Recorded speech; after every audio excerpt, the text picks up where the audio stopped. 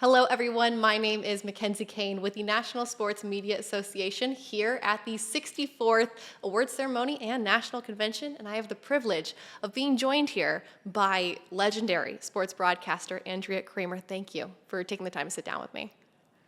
It is my pleasure. I'm trying to process the word legendary. Makes me feel old, but that's okay. No, it's great to be here with you, Mackenzie. Maybe iconic is better, but I'll take iconic. Yeah, I'll take iconic. And we are here for a very special reason. You are being inducted into the National Sports Media Association's Hall of Fame. What emotions does that invoke in you?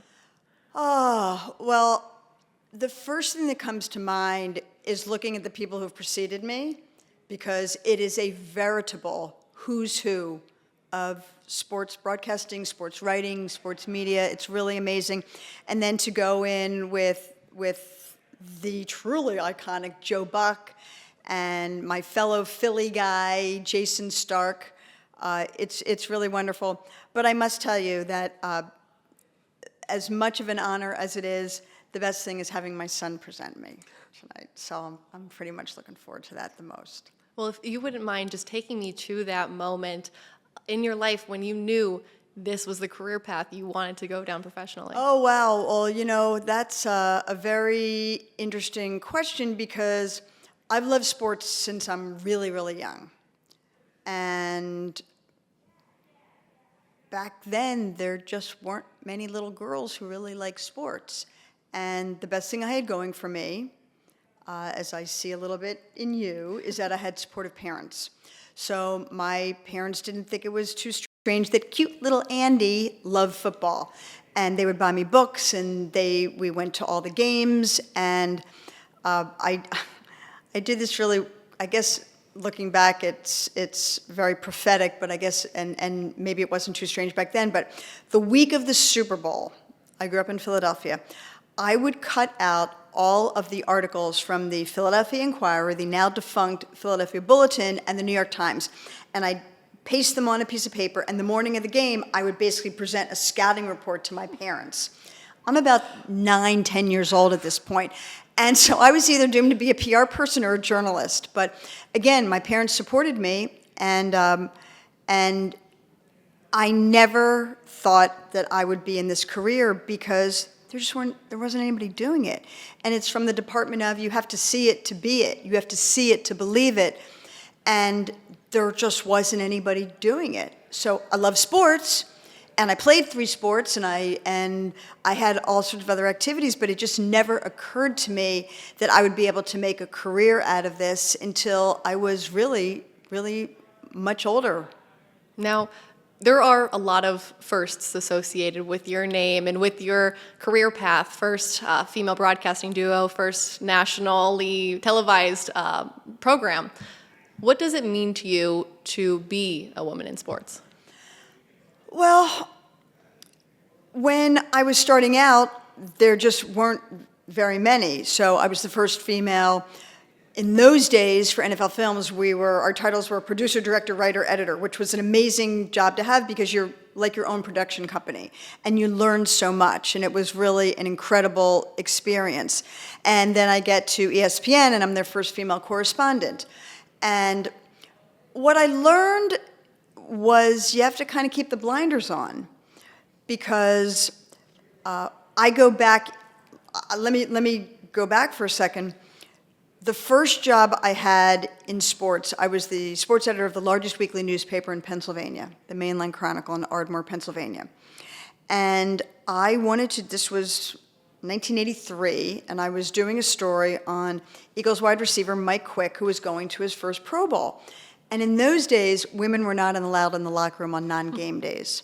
So I had to get special dispensation from the Eagles to go in and interview Mike Quick. So I go in, it's the day after the season, it's a Monday, guys are in there cleaning out their locker, and Mike's sitting in one locker, and I'm sort of just sitting adjacent to him, and I don't even think I started rolling my recorder yet, and we're just talking. And finally, he kind of looks at me and goes, "Well, you really know what you're talking about." And I kind of had one of those duh moments. Fast forward to 2017, when I'm inducted into the Philadelphia Sports Hall of Fame, and I told that story, and Mike Quick's in the audience, and he's laughing with acknowledgement. So what I learned is that you have to channel out the noise, because if you think, oh my God, I'm the first, it can become so intimidating and such a pressure that it becomes a barrier, and I never wanted to do that. I just figured, I'm going to work my butt off. No one is going to work harder than me. No one is going to be more prepared than me. And I'm going to let the work speak for itself. And yes, I had a number of setbacks because I was a woman, times when I did not get an opportunity, and I had people that literally told me it was because I was a woman. That would not happen today, so that makes me happy to see what advances have been made. What concerns me is that I see more women in the business, which just gladdens my heart, but I want them to be doing it the right way. I want them to be doing the right things. And what I mean by that is, I've always thought there's sort of two kinds of women that go into sports. There's the people who just love sports their whole life. They were little sports geeks, and wow, I get to write about it or report about it or commentate about it. And then there's women who go, I want to be on television. Sports looks like it'll be a cool thing. And they're typically the people who, when I speak with them, one of their first questions is, what's it like to go in the locker room? And I immediately, little red flags go off in my head, because I look at them very plaintively and go, being in the locker room is not a sexual experience, it's a workplace. And, just want to make sure that we know what our parameters are here. So just because there's more people, any minority doing it, it doesn't mean it's better. They still need to work as hard, work harder to prove that they're there because they belong, not because they're there due to their gender or their race. And that's a lesson you get to teach the younger generation of women coming into the sports industry. Who was the one who taught you or gave you the advice or the mentor that just helped you along the way? Well, interestingly, the greatest mentors in my career have always been men. Mm-hmm. And in some cases, men who literally sat with me and taught me certain skills, particularly in the production end. And I remember when the Me Too movement broke, and on one hand, myself and my peers of this certain generation, when we're reading about all these horrific things that Harvey Weinstein did and things of that nature, and we're kind of like, yep, check that one off. Oh yeah, that happened to me. Oh yeah. But the flip side of that is I didn't want Me Too to prevent men from still being mentors to young women. And it's difficult now because there is more of an awareness. Okay, if we're working late, is she going to think I have any ulterior motives? When back then, it was just sort of like, I just want to learn. I just want to learn. Teach me. I'm a sponge. So I think that until we get more women in the position that, say, I'm in, or Pam Oliver, my dear friend, until you get more women who are in positions to mentor, mm-hmm. then we still need to rely on the men to do that. And the most important thing is having somebody that you can look to and that you can trust that's going to help you develop your career as you move it forward in the business. Now, as someone who's covered games in a variety of sports, NBA, NFL, PGA, does your approach to how you strategize and prepare change at all with what sport it is you're covering? No. I think preparation is preparation, whether you're going into a game, whether you're going into a long-form interview, whatever it is. I mean, obviously, there's different emphases. I mean, obviously, if, you mentioned before, Hannah Storm and I became the first full-time female booth to commentate on NFL games. I was the first full-time female NFL game analyst. So my preparation is going to be different for that in terms of who I talk to and the kind of things that I'm talking with them about. It's much more, whether you want to call it X and O related, strategy related, things that I know I can use to provide perspective during the game, during my analysis. That's going to be different than knowing that I'm going into a long-form interview with my main subject for a story for HBO Real Sports, where I'm examining anything from sexual assault to domestic violence to you name it. And the core preparation is the same in terms of trying to literally know as much as you can about your subject or your sport, but always remembering you have to be nimble. I mean, we joke, we'd have all these production meetings for Thursday Night Football, and then a game breaks out. Or you have all these strategy meetings for your interview, and you have all these questions, you've got 5 pages of questions, and then an interview breaks out. And you've got to pay attention, you've got to be nimble, you've got to be flexible. You can never just be wedded to your questions, just like you're not. You wrote down questions here, but not only are you not really looking at them, but you're listening to what I'm saying, you're playing off of that. And it's that ability to be flexible that is really going to make something strong. I'm curious, with all of this experience in all of these different sports, did you find one interview or one game to be the most challenging in terms of maybe a difficult person to get an answer out of? Well, I mean, there's always that, because people want you to see what they want you to see, and they want you to know what they want you to know. And you have to try to find ways to kind of cut through that. And so that's always a challenge. And I always tell young journalists that when somebody tells you something, the first thing that's got to go through your mind is, why is this person telling me this? Mm-hmm. Because do they have an agenda that they're trying to work? Is there something they're trying to get out there that they want to be made public? So, there's always sort of that healthy degree of skepticism, as I like to say. But I think that it's just a matter of never being wedded to one strategy or one thing, and knowing that your job as a journalist is to capture reality and to bring something to the audience. And that's what I always try to ask in my mind. What does the audience want to hear? What do they want to learn about? What does the audience want to know? During a game, before I started doing analysis, I kind of made this pact with myself that I wasn't going to just throw out all this football lingo. And the great John Madden had given me this amazing advice. He said, 90% of the commentators don't really know what they're talking about, and 99% of the audience doesn't either, but everybody thinks it just sounds so cool. So I can speak the language of football with the best of them, but my objective was, if I can use the terminology, but I can't explain it in 5 or 6 seconds, I shouldn't be using it.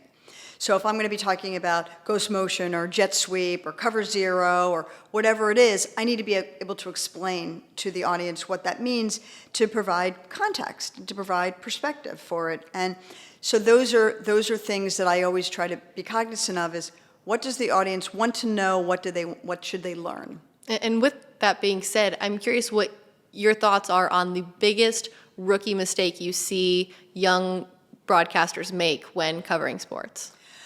Well, are we talking long-form journalism? Are we talking covering games? What specifically would you be referring to? I would probably say covering games, or either maybe a misconception that when they're first getting into the industry, this is what people believe, but when they actually live it out, they understand something different. I guess from my perspective, what should I avoid when I am really trying to tap into the industry?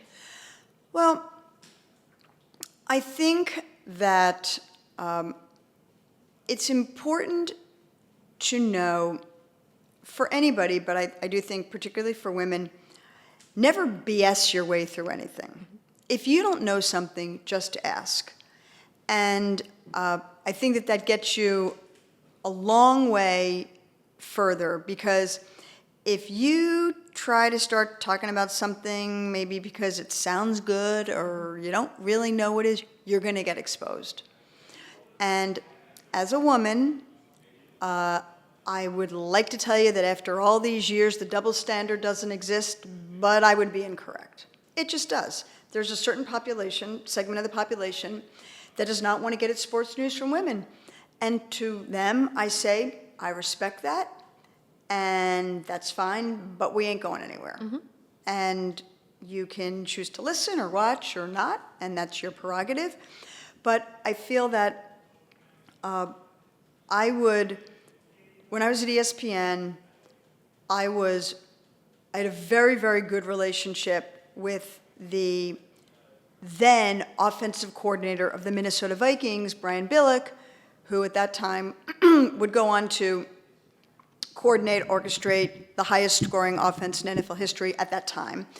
And then he went on to become the head coach and the Super Bowl winning head coach of the Baltimore Ravens. So I'd be in there for ESPN, and I'd be at the facility on a Saturday, just gathering information for all of my hits on Sunday. And then Brian and I would sit in his office, and he would basically give me a tutorial, because I'm a total geek, and I love it. And he would always say to me, I'll spend as much time with you as you want, as long as I can get home for my nap so that I can make it back to the hotel in time for when we have to report. And to me, it was never something I was going to be able to use on the air, but to me, as funny as it sounds, it was going to bring those X's and O's to life. And so he would be teaching me all this stuff, and then the next day I'd be sitting there and watching it develop in the game, and it was just, again, I'm a geek. It was so cool to see exactly what he was talking about playing out with the plays. And that was just an example of kind of this tireless nature that I had. And your past two questions, you've used the words, I'm curious about. And to me, that is the key. I was really curious about everything. And I still am to this day. And I think it is a quality that serves everybody so well, because if you're curious about it, chances are the audience is curious about it. One of my biggest fears pursuing a career in sports broadcast, and I think it's a fear that many women have, is the process of balancing the family relationships with the career and just with regular relationships. Now, your story of the birth of your son is one of my favorites of all time. I am every working woman's cautionary tale. Do not give birth 3,000 miles away from home when you're about to cover the Super Bowl. So yes, I always call it like my Dr. Phil moment, you know? But I mean, this is something that I'm going to mention a little bit in my speech tonight. I had a conversation recently with a younger woman about the notion of, can you have it all?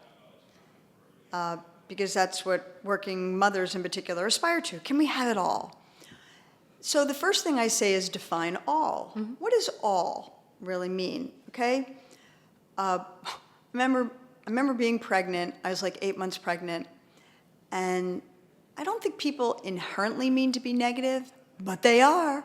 And there are people that are going, oh my God, how are you going to continue working? How are you continue to travel and cover games and you're going to have a baby? And I go, you are right. I'm going to be the first working mother who travels in the history of the world. Oh my gosh. And you figure it out.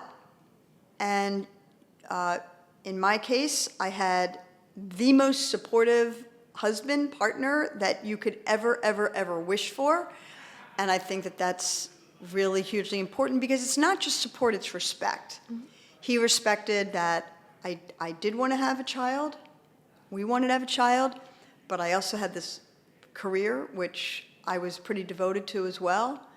And I know it doesn't sound as though it's a concrete answer, but it always works out. Mm-hmm. It just does. It works out, because if you want it to work out and you work to make it work out as hard as you can, then it will. And listen, that's not to say that there aren't those working mommy moments, because I remember the first time my son he rarely got a fever, rarely ever got a fever. And we lived in Los Angeles, and I was flying on a Friday night for a shoot I had in Miami the next day. My son wasn't a clingy kid, but I was kind of packing and getting ready, and he was being a little clingy, and I felt that he just felt warm. And I called the doctor, and the doctor said, it's probably not anything, but just, and I couldn't get on that plane. I couldn't do it. I called my producer, and I go, hey, you know what? I'll be on the plane first thing tomorrow morning, take the first flight out. You can basically hold down the fort, and I'll be there for the evening for what we have to shoot. But I wasn't getting on a plane because my kid it just wasn't right. And I 100% made the right decision. And life goes on, and work goes on, and that's, but I remember telling that story to one of my friends who had kids, and she said, welcome to your first official working mommy moment. And my career didn't suffer, the kid didn't suffer, so as I said, it all works out. That's advice that I truly needed to hear, and I really appreciate you saying that. I just don't think it has to be either Yeah. or. I just don't. And I will tell you this, until, this always sounds more obnoxious than I intended to sound, when I got inducted into the Pro Football Hall of Fame in 2018, and seeing all the notes and social media posts and things, and private things that I got from people, particularly a lot of women, it occurred to me, based on what they were saying, that I guess I was the first or one of the first women working in the field to have a kid. There are plenty of women who are anchors or hosts and they had kids, but I traveled, and all of a sudden I've got a kid, and that was so that was really an adjustment that I had to make. And listen, I make no bones about it. I was pregnant 4 times. I had 3 miscarriages, and it sucked. It was the worst experience of my life. But I got pregnant when I was older, and I'm blessed beyond belief to have 1 healthy child. But at that time, 25% success rate for having a child is about what it was for women as they're approaching 40. So I'm just really lucky that I have a great kid. And it was the first thing you mentioned when you hopped on the microphone, the fact that you're here with your son and he's going to be the one introducing you today. Just what emotions does that evoke? I know. Yeah, that's going to be. I haven't really. I've been so busy running around today, and we're recording this before the event, so I don't know how it's going to be, but it is by far. This will be the 5th Hall of Fame I'm going into, and I got 9 Emmys and a Peabody and every award and accolade you can possibly imagine, and there's nothing better than being Will's mom. There's nothing better. Nothing that's more fulfilling to me than knowing that I've got a child who, the way I feel about sports and that my husband feels about his industry, that my son feels about what he does, and that he's his own person. He's completely self-made. Nobody ever gave him anything. Or he tries to tell me, when I tell him he works too hard, he kind of gives me one of those looks. And he goes, well, you're going to pay for my therapy, Mom. And I go, whoa, let me tell you this. There's a lot of kids of highly successful parents, and they're slackers. So don't be blaming this crap on me, all right? You're your own person. So, but yeah, I am, it's my pride and joy, man. It absolutely is. Now, before I let you go, I often end my conversations with people asking for the piece of advice they want to give young aspiring broadcasters going into the industry. But hearing that being a mom, being Will's mom, is your most proud accomplishment, what piece of mom advice would you give just the people watching this or listening to this? Yeah, well, I thought you were gonna use the what advice would you give to your younger self, because I've thought about that one a lot. Mm-hmm. And I have a really specific example, a really specific answer to that, which I think is important, and I think it can be instructive potentially to young people. So You know, part of being in the news business is you're always chasing the next story. There's the next game. There's the next big interview you have to get. There's always next, next, next. And my husband would say to me, you know, you just got Michael Jordan's exclusive interview. Can't you just enjoy that for a moment? And there's a part, and I'm not alone in this, you're only as good as your last whatever, your last podcast, your last interview, your last whatever it is.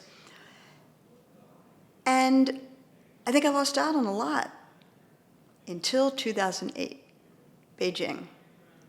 I'm covering swimming. And Michael Phelps is on the cusp of becoming the first athlete to win 8 gold medals. And this may be a little TMI here, but I remember very specifically, I'm getting in the shower that morning, and I'm thinking, wow, I'm going to have the opportunity to be this teeny tiny piece of history tonight. Because you gotta remember, this is an Olympics where Bob Costas said, all Michael Phelps does is eat, sleep, swim, and talk to Andrea. And so Michael Phelps is gonna get out of that pool, hopefully having won an 8th gold medal, and take like 10 steps and then talk to me. And I said, you better soak this all in. You better take advantage of that, because this is history. And I did. Now, did it affect my performance? Did it affect my preparation? Did it affect my professionalism? Not one iota. But I took in that moment. I allowed myself to do something I'd never really done before. And then 6 months later, I'm on the sidelines of my first Super Bowl. Let me tell you, when you're looking at that camera and there's 110 million people watching, it can scare the you-know-what out of you. And again, I took in the moment and realized that this was a very, very special thing. And it's important to do that. And it's hard to think that you can take advantage of that moment while still being this hard-nosed reporter. But it took me too long to figure out that that's possible. And so my goal for tonight is to try to take it in as much as I can and actually put my advice to its best use. Well, Andrea, I just want to say thank you so much for taking the time to sit down with me and giving me your words of wisdom. Well, if you're the next generation, I think we're going to be in great hands. That's all I can say. I really Thanks so appreciate much that. for having me. And I wish you the best of luck, and I hope you truly get the chance to soak up everything this night has to offer. Thank you.